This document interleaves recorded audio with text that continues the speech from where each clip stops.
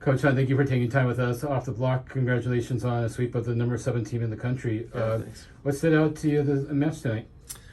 We played a lot better, so that was always nice. After last Friday's match, we just didn't play well. We made a lot of unforced errors from the service line and attacking. It's just not us.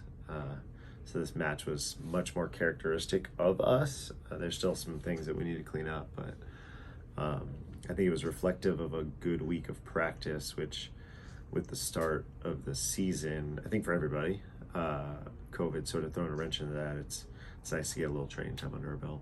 Do you actually have to say anything to the team after they make that many errors, or they just know that that's just not them? Yeah, nobody needs to bring it up. They're not, inept. They're good volleyball players. They know that they're not playing their best. I think for us, as coaches, we go back and we reevaluate what we need to do better, what we need to teach better, what we need to be more mindful of in terms of rest, recovery, and helping our athletes.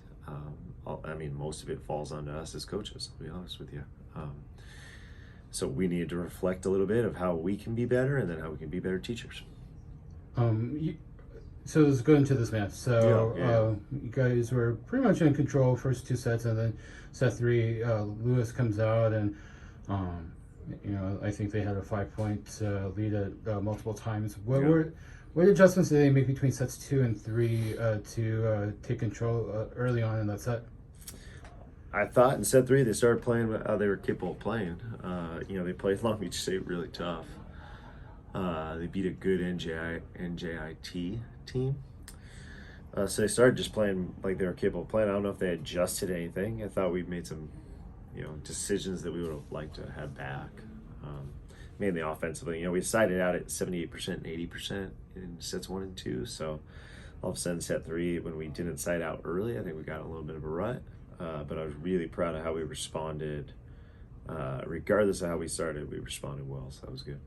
And then, of course, you responded. You guys ended up in the set, end of the match on a 14-5 run. Yeah. What was the adjustment that you guys made? I think we put some good service pressure on them, some tactical service pressure, and then we touched some of the balls that they were hitting a little bit, forced them into some shots that they didn't want to take. How hard is it to prepare for a team that runs a 6-2 offense? It was different. Thankfully UCLA a few years ago got us some reps at it. But it's different. Yeah. And it's, every team that we're going to play from here on out is challenging, right? Including Lewis. So they're all presenting a unique opportunity for us to get a little bit better. Everybody who knows Lewis obviously knows it starts with Tyler Mitchum. Yeah. Don't give us the obvious answer. What is something that really sticks out to you from the time that you've been able to see him? Yeah, he's not just a good attacker. He's not just a good middle. He's a good volleyball player. We had the opportunity to work with him this summer with some USA collegiate national team stuff, and just even going further than that, just what a great, wonderful person he is. I think that unless you've interacted with him, you probably wouldn't know that. He's just a really, really genuine, authentic person that wants to be good, and he's into volleyball. He wants to learn about volleyball, so that part was always neat for the limited time we got to work with him. And just how well-rounded he is. I think at times last year for them he hit opposite and did some unique things, and I wouldn't be surprised if Lewis ended up doing something like that again. Is he taller or Austin taller? Ooh, I'm not sure. Yeah, I'm really not sure. Both of them are taller than me. I know that. Yeah, right. Yeah. So one thing I've noticed is that you guys have the largest roster into right now. You have 28 players. Is that right now or history? Do you know? It's right now. I'm sure that before NCAA really got on top of roster management, I'm sure there was. It's probably not a stat they're tracking, is what you're saying. No. So it comes with pros and cons. So let's start with the con. How do you manage to make everybody happy when only 6 players can be on the court at any given time, and you only have 6 substitutions? Yeah, you could see it as a con, I guess. I don't know. I think it's just a lot of positives. And the positives we have are we got 28 great people in our program, 28 guys that are bought into each other.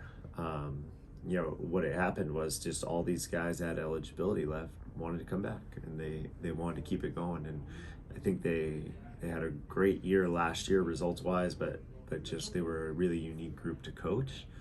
And then this year we've added, even just the people we've added in this program are just really solid people.